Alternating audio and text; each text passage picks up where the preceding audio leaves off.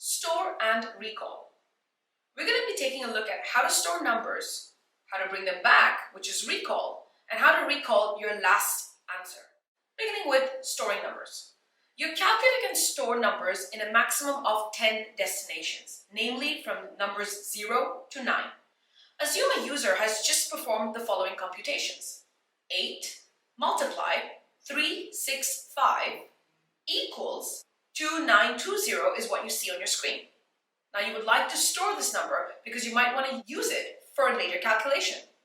We strongly recommend storing numbers on the exam day, as writing numbers down can consume time and you would often find that you have to key them back into the calculator for a later use.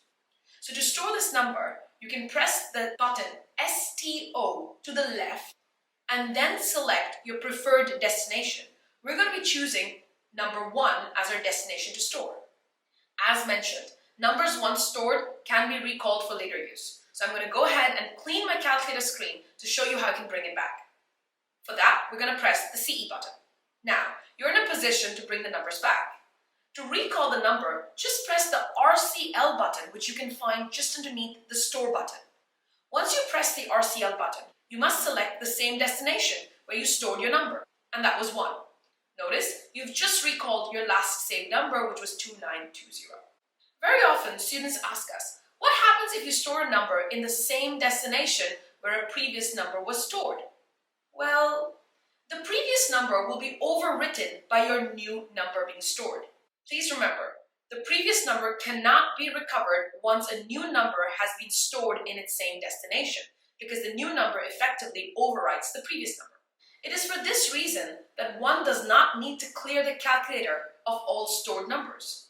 Instead, you can just overwrite previously stored numbers with new numbers each time. Now let's take an example of a situation where you did some laborious calculations and then you forgot to store the result. There is some hope.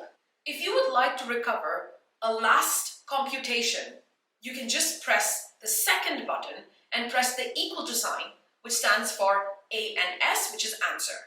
And hopefully that would retrieve your last saved computation.